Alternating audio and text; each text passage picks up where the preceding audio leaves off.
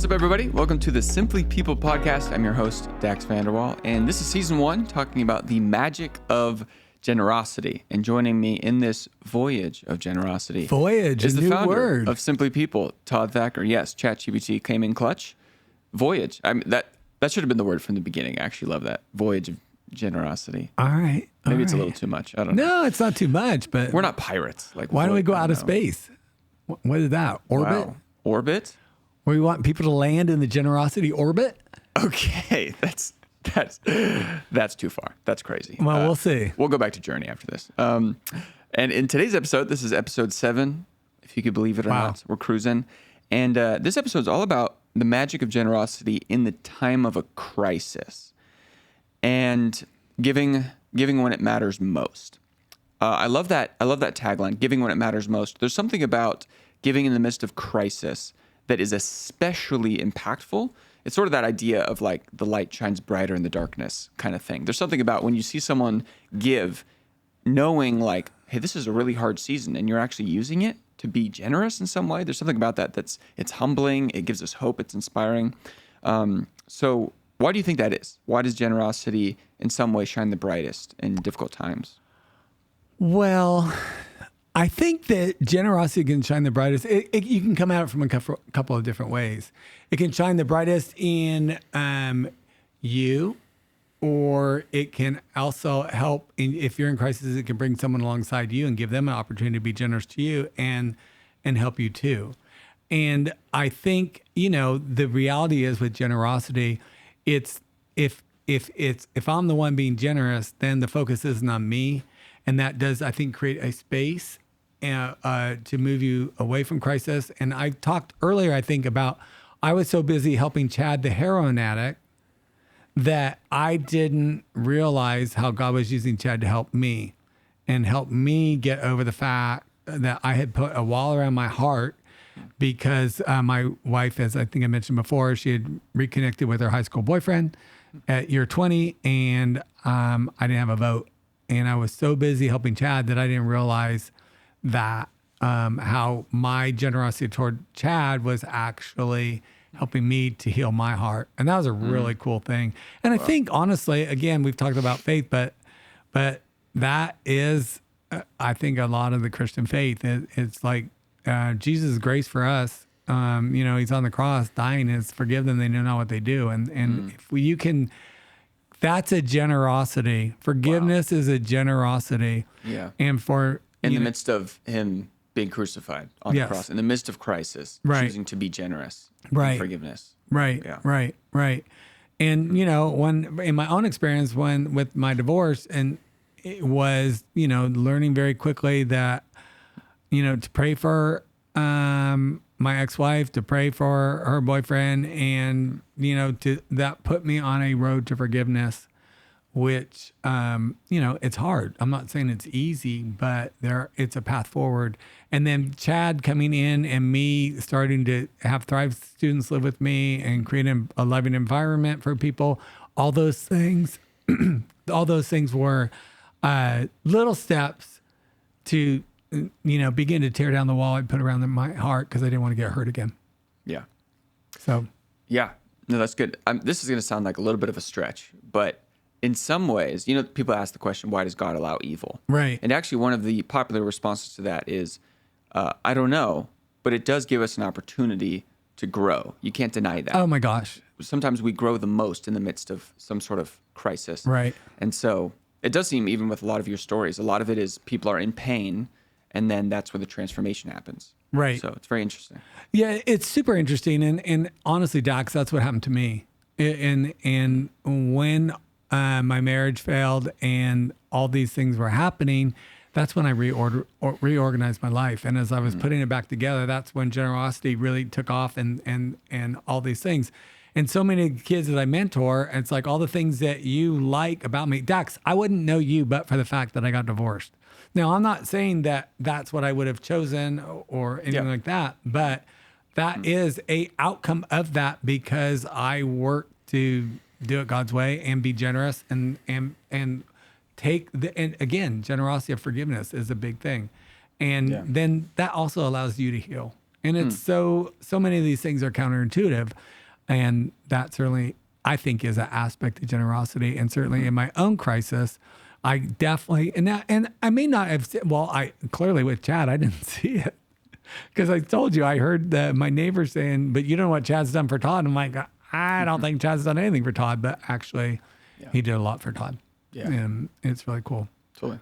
Yeah, I mean, that's super encouraging, first of all, to anyone listening who might be going through a difficult time. Right. God definitely brought you to this podcast for a reason. Maybe now this literally is the best time in your life. Yep.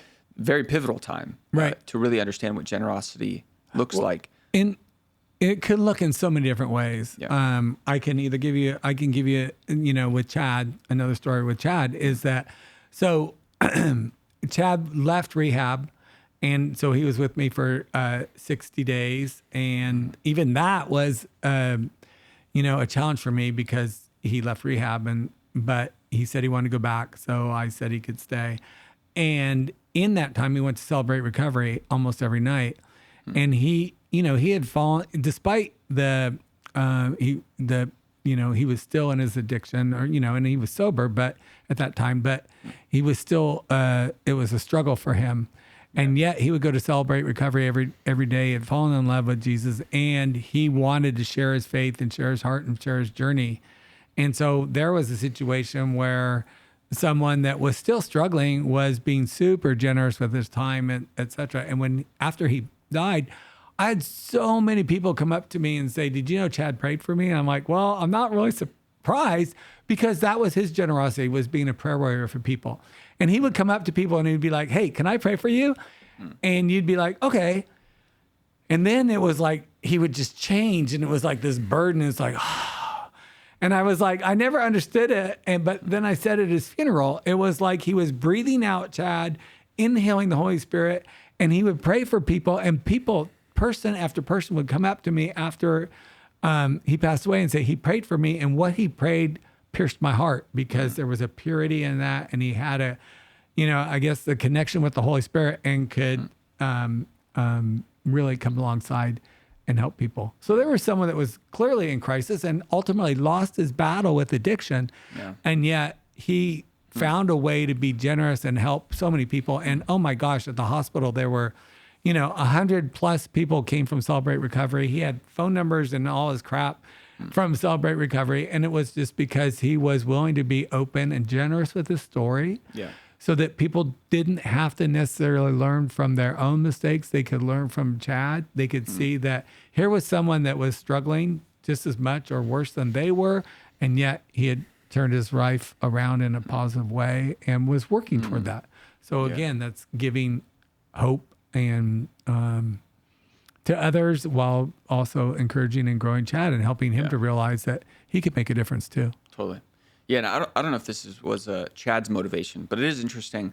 I do think when you're going through a rough time, you automatically feel for other people when you hear about their tough times, because it's like, I'm in so much pain right now, and it sounds like you are too. So maybe that was a part of his burden to pray for people, because he's like, in some way, I could just really relate to pain, to crisis. Right. And so I actually love that sometimes crisis really gives us a heart for others, and maybe that's one of the reasons why generosity in that moment is so powerful. Right.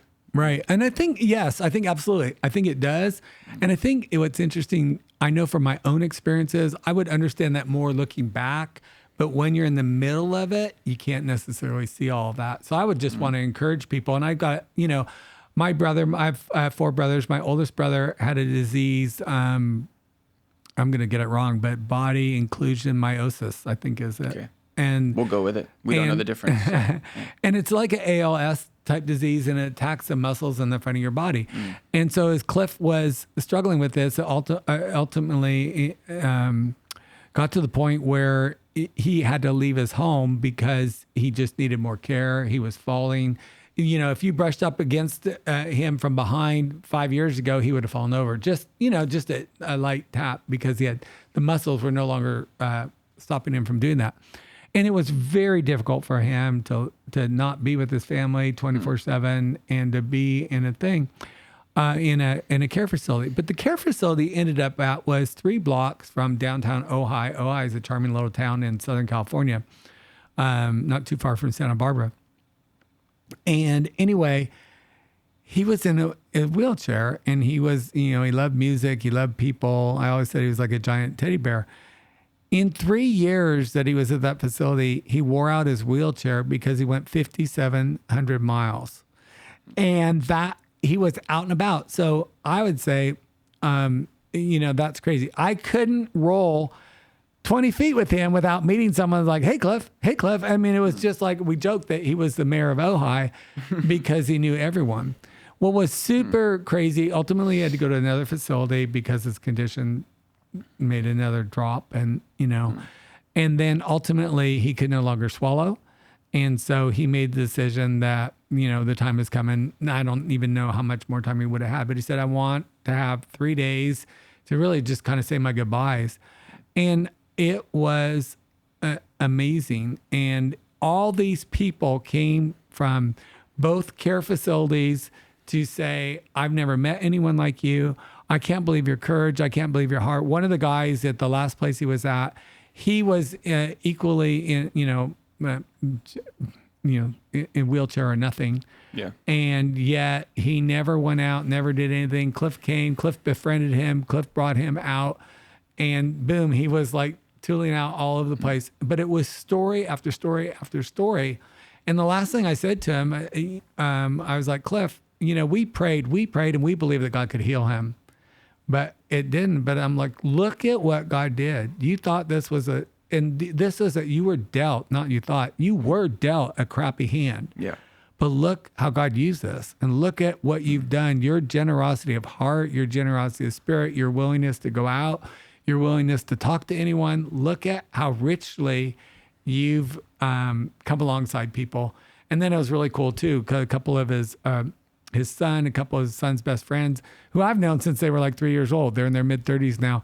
And they're talking to Cliff separately on a FaceTime thing. And they're like, you always noticed me. You always came alongside me. I could always talk to you. And I said to them, it's like you guys talk to each other. And they're like, we didn't. But they said exactly the same thing. And so it was just really interesting to see someone in a really, really, really difficult situation, how profoundly his generosity and putting himself out there had a really huge impact in his community, and actually allowed him, despite a crappy hand, to really live a fulfilling life. And he got to see that before he passed away. So that was just a really awesome experience for me. Yeah. In a tough situation, it was an awesome experience. Yeah, that's powerful. Yeah. What do you think motivated him to, be selfless in that situation?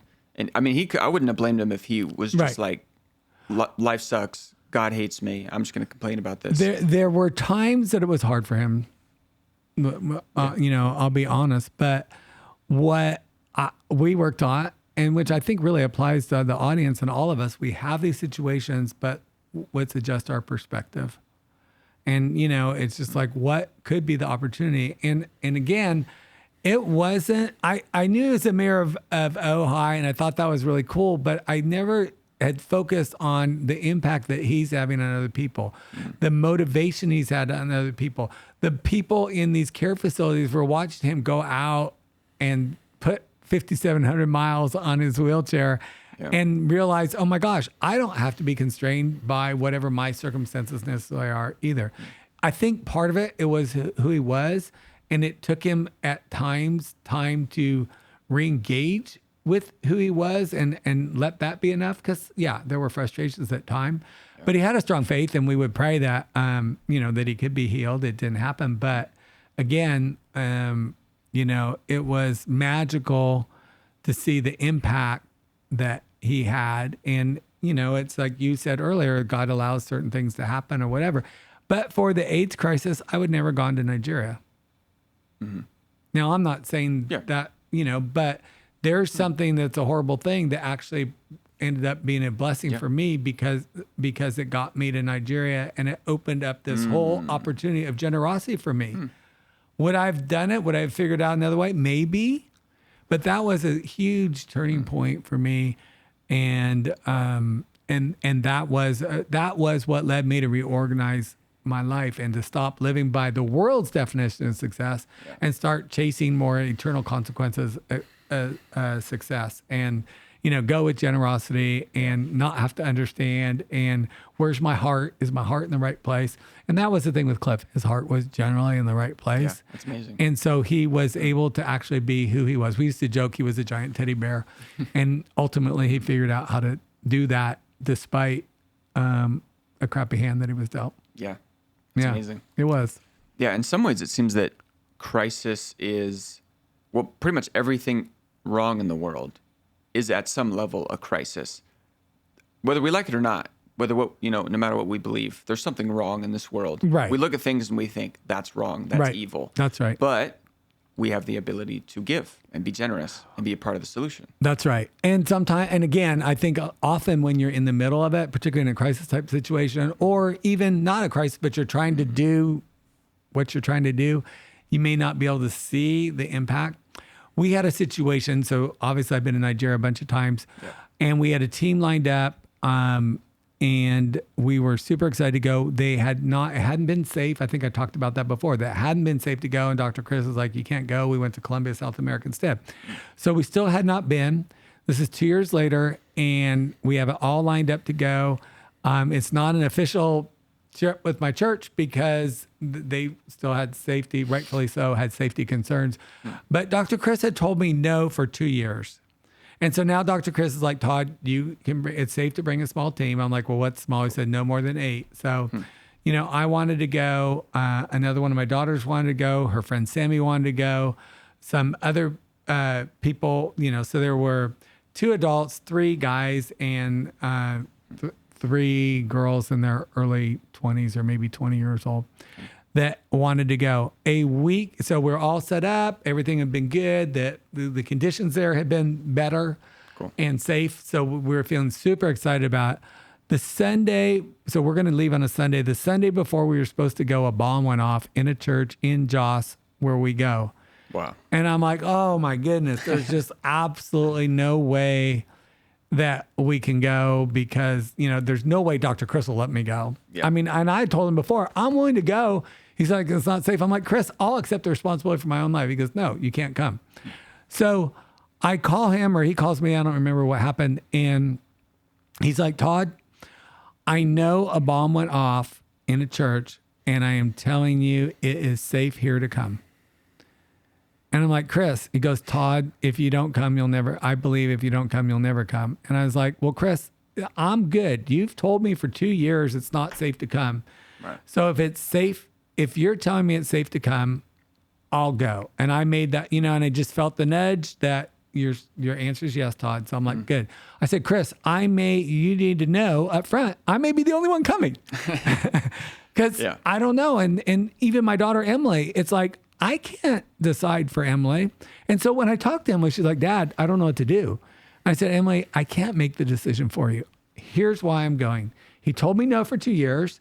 And then now he's saying, it's safe to come. And I said, but Chris, how is it? He goes, no, you're fine. That it's, you don't feel the tension in the air. And this is one of the things I was saying to the kids that were trying to go. I said, if we get there and there's tension in the air, there's not comfort or whatever, boom, we're packing up and leaving the next day. I've got the insurance. We can leave immediately. It's no big deal. And so anyway, long story short, which I say that a lot. Maybe I need to come up with, you should chat GPT that and see if I can find out a better way to say that while you're looking for Voyager journey or whatever you're doing. All right. Thank you. So so I said to Emily, it's like, you've got to decide for yourself. I can't make that decision for you.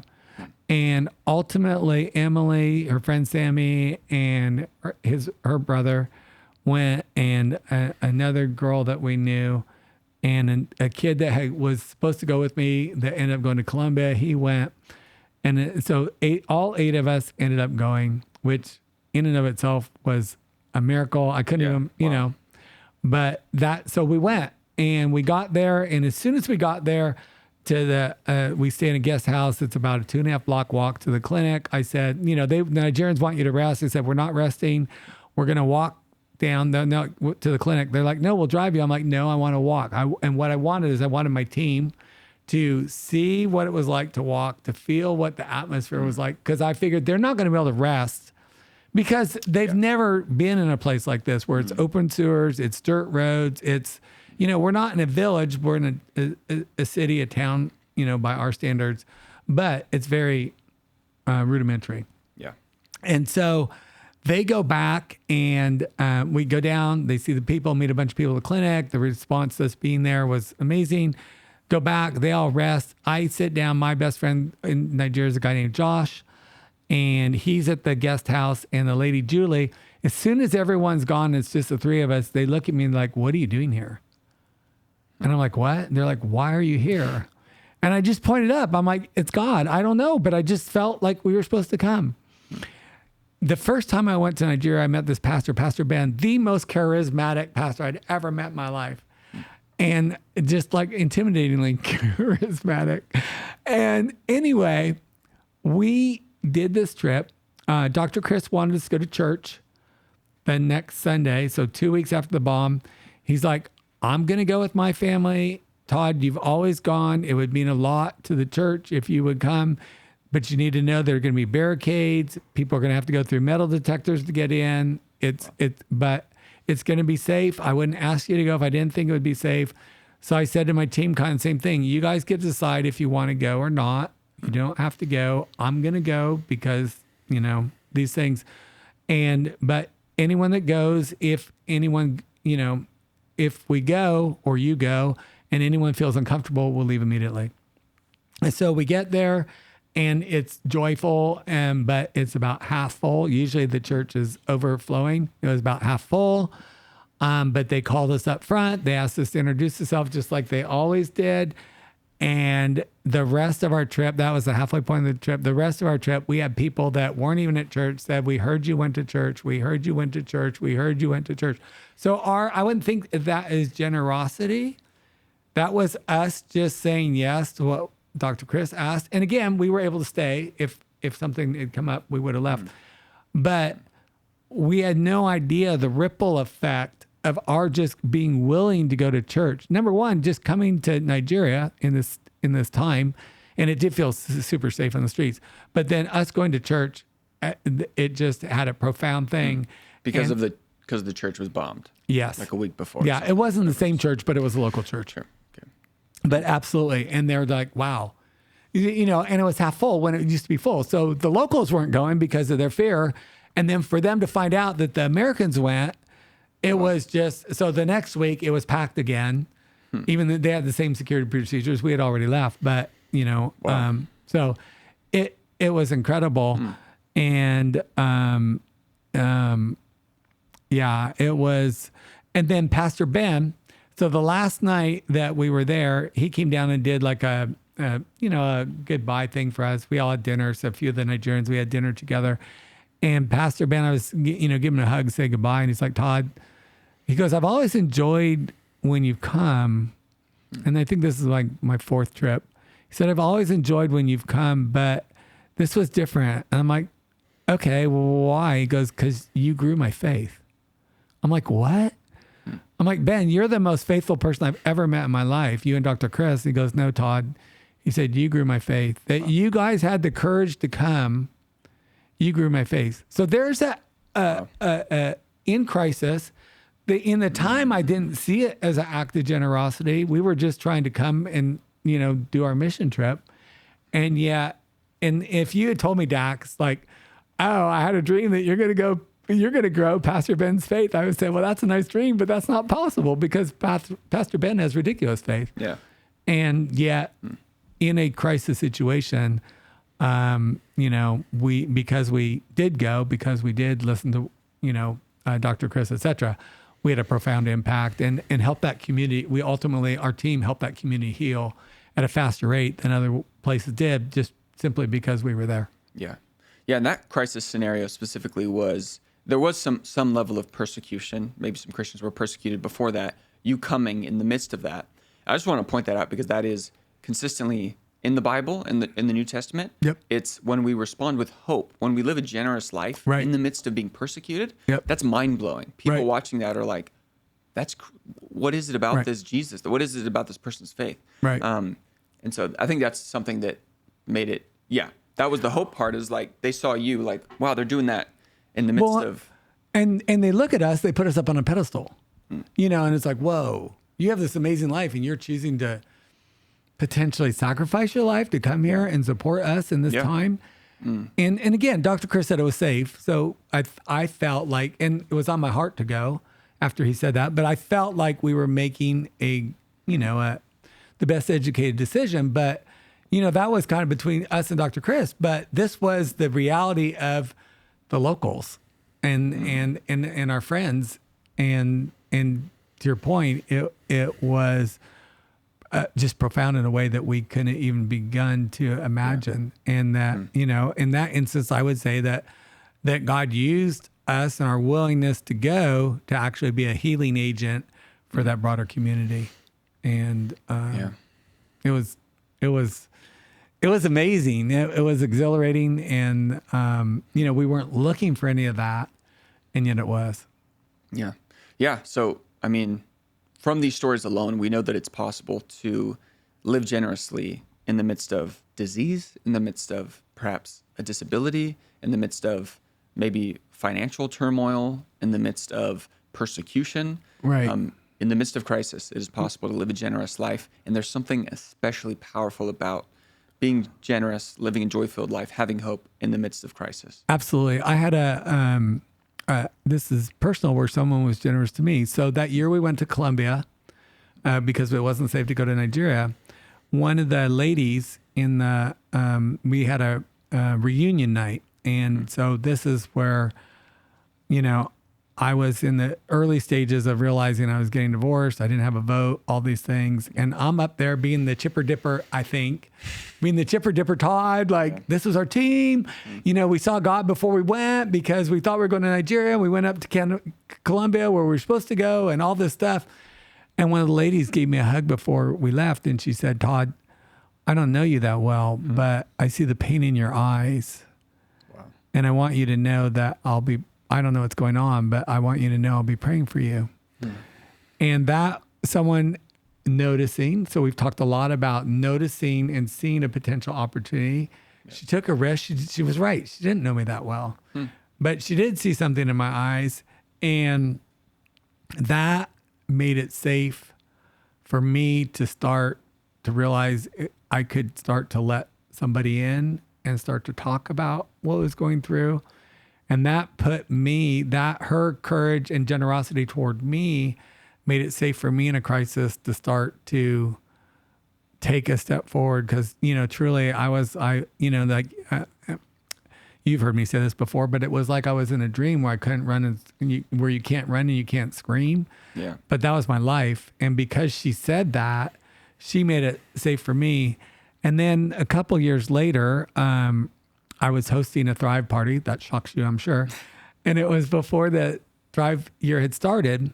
And I met a kid there. And, we had a couple of just small little interactions during the night. And then he came up to me at the end. And, so, there were still quite a few people there. And he's like, shakes my hand and just said, Todd, thank you. It's a pleasure to meet you. And I appreciate you opening your house. And while he's talking, I said, I have a question. I said, I see some pain in your eyes. Is something going on that you want to talk about? He goes, no, I'm good. And so we're talking a little bit more. And I'm like, honestly, I'm sorry, but I do think I see pain in your eyes. And do you want to talk about it? And he's like, no, I don't think so. Or no, not, I don't think so. No, there's nothing. Yeah. And so I said, it happened a third time. And instead I said, can I tell you a story? So I told him the story about Larry and that I was there and she gave me a hug and she said, I see pain in your eyes. And I got emotional. My voice cracked. Wow. And, Todd, I don't know what's going on, but I'll be praying for you. And I turned to him and I said, and that's what I see in your eyes. And that's why. And by this point, his eyes were all glassy. Wow. And so he did share with me what was going on or and whatever.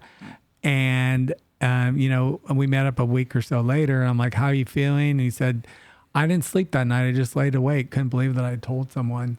And so someone's generosity toward me and seeing something made it safe for me or gave me the courage or helped me realize that I could do the same thing for someone else in a situation like that. And, it's just interesting. The journey of generosity, there's a lot of full circle moments that are fascinating. And again, for everybody, that's just it. There's nothing special about me. There's nothing special about Larry or whoever, or, Pastor Ben, there was something special about him. But even then we had the opportunity to, come alongside and encourage them.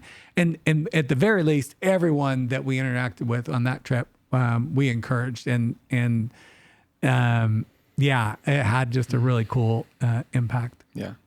Yeah. I guess there's definitely two audiences for this episode. Number one, there might be people in the midst of a crisis. Yes. And so hopefully they're being encouraged / inspired of like, man, you know what, maybe this is an opportunity to actually experience some level of transformation through generosity. And then there's also some people who. So can I jump in there first on that group of people? I would just encourage you to be open and to really focus on, hurts are real. Your feelings are real. It's all valid. And, for me, this is what worked for me, is trying to model how Christ responded and start the journey of forgiveness and to pray for the people that are hurting you. And that is what softened my heart and softened the hold that other people had from my hurts had on me. And honestly, I'll be super candid about this. I was in the airport, and this is probably before Larry hugged me. This is probably leading up to that. I was in the airport. I don't know what the issue was. I was at the ticket counter, and the ticket lady, it didn't matter what she said, she was wrong, and I had been wronged. And, obviously this was in my divorce stage where I hadn't talked to anyone yet.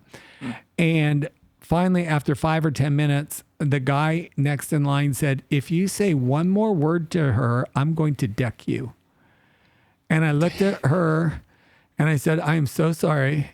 And I walked away.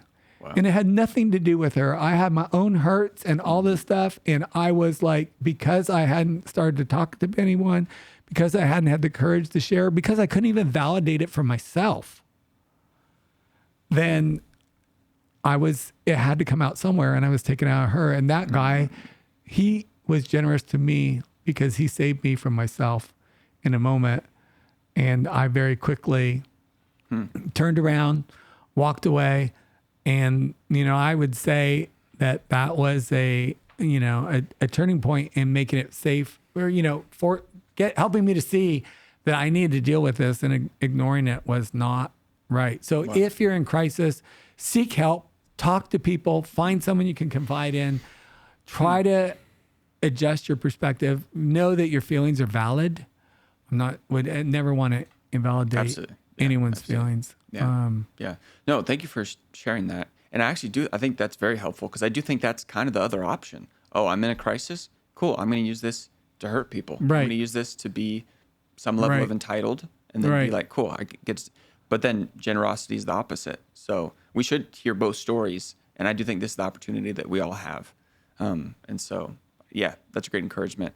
And then I think the other group of people are people who maybe they're just not going through some very real crisis. Right. But something in these stories that I think is there, maybe you can affirm this, is that these people, and any people you can think of who gave in the midst of crisis, they probably already had somewhat of a habit of generosity, so that when the crisis hit, it was almost this automatic response. So when we hear these people, their faith, it's like, how did they get that faith? Well, generosity, they were probably to some extent gaining this as a habit. So when crisis hit, it was just automatic. Like, of course I'm going to give right now. Right. Well, and I think we do have the rally, in when there's big events that people do have that sense to rally. Yeah. And I think that so those big things, I think sometimes take care of themselves and bring out the, like 9/11 in response to that, country rallied, a bad hurricane, tornado, flood, whatever. We can see it all on TV now. People respond and rally, etc. I think for me, it was that all these crises helped me realize that I was missing a lot. I was doing some of these things, but I wasn't really stepping into the fullness of what the opportunities out there. I had no idea that God wanted to use me in his plans for this world, and that, that those plans are unique to Todd, and, and Dax, you've got your own set of unique plans that, I can't do for you, but together we can, bring out the best in each other, etc. Yeah. So it is super interesting. I will say, building on what you were saying, it becomes contagious, but it's like a habit, and then that muscle goes. So more times than not, I will ask myself, is this an opportunity? Particularly like, you see homeless but it can be so many different situations. And I've just gotten to the point, it's super fun. I mean, I'm big on that. It's way more than money, but I've had people where it's just like, whatever. I was coming out of the grocery store and the lady in the car, and she was just sitting there, and I'm like, how are you doing? She goes, I'm really struggling right now. And like whatever. And I gave her $100. She's like, oh my God, you're an answer prayer. That's exactly what I needed. I don't know. I didn't know anything. And I think actually a couple of Thrive kids were with me, and they're like, what the heck? And I'm like, I don't know. I don't have to know. Yeah. And that's where I think generosity, it can overflow into everyday life.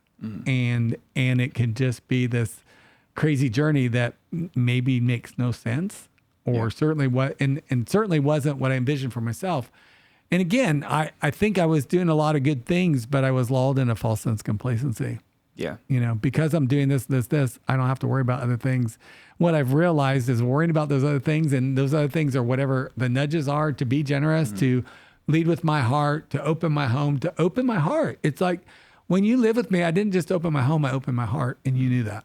Yeah. And those things matter, but then it's so, again, it's so easy for everyone to see what I did for Thrive students. What it's harder for people to see is how God used Thrive students to grow me and to build my muscle of generosity and all that, and to help me see the power and the importance of that.